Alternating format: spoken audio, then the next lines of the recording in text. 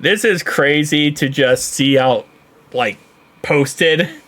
Because it's, again, so sad. And why I say a million times that this is a Super Bowl roster this year. We had a roster this year that was a Super Bowl roster. Defensively, we got a lot better as the season ended, okay? It wasn't great in the beginning, don't get me wrong. But in the ending, it got a lot better. And we were able to actually do stuff in the ending when it came to our defense. With the Steelers game, Broncos game, Browns game, our defense came alive. And it felt like everything was just gelling together for a perfect dream scenario playoff run. And in the end, it fell short. And it sucks, it does. But this just goes to show why this offseason is so damn important. Because we had the MVP finalist, 2 Offensive Player of the Year finalists, 1 Defensive Player of the Year finalist, and the Comeback Player of the Year finalist. In the end, the only award we're going to win is Comeback Player of the Year for Joe Burrow. Outside of that, I don't think there's going to be no other awards that won. Sadly, because we're Bengals, and that's just kind of how it works. Although, way back in the day, we did have a quarterback who won MVP. So, and then we also had Jamar Chase win Rookie of the Year. But it's one of those situations, man, where it's a popularity contest for most of these awards, especially MVP. MVP is just a quarterback award. That's a popularity contest.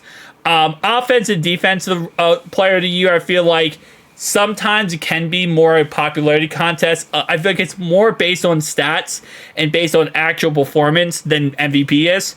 But it's still somewhat a popularity contest. It's really the biggest names and what did the biggest names do.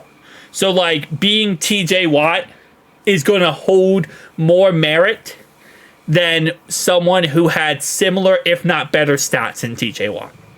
TJ Watt is going to have more preferential treatment than someone who had better stats.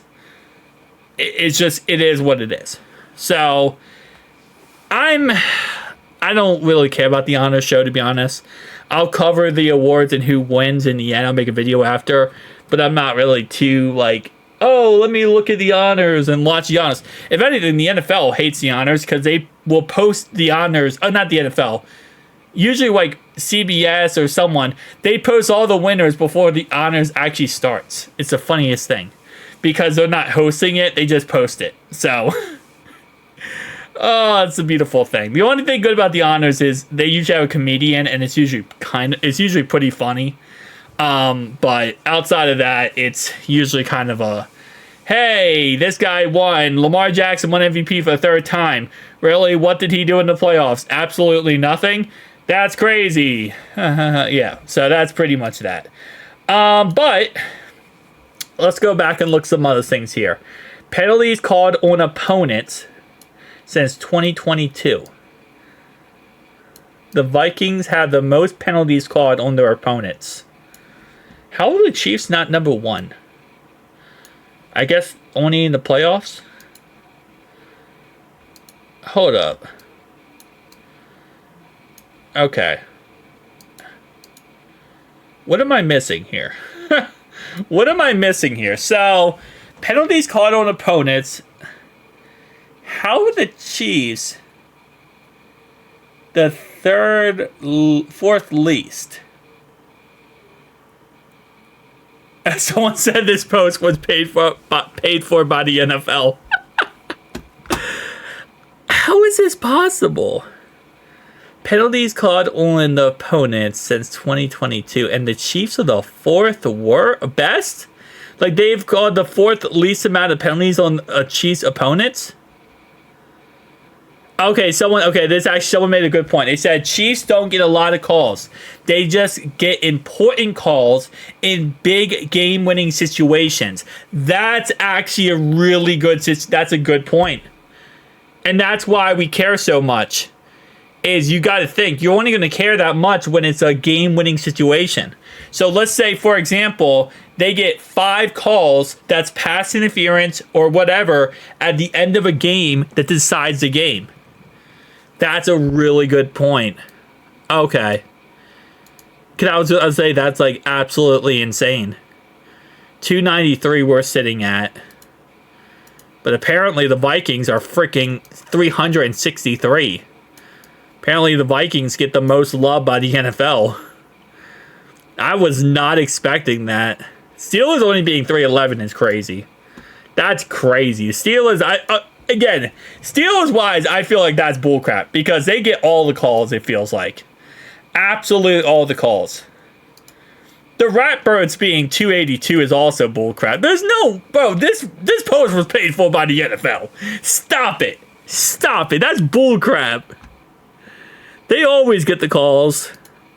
The Steelers always get the calls as well. Not even a question. The Steelers, I feel like, should be at like 334. I love how the Cowboys are number 2. The Browns are 3... This list cannot be real, bro. This list cannot be real. The Browns? Bro, the refs hate the Browns. We're the Lions. We'll know if this list is right. If the Lions... No. The Lions are 308. I don't believe this list. The referees have hated the Lions for like 70 years.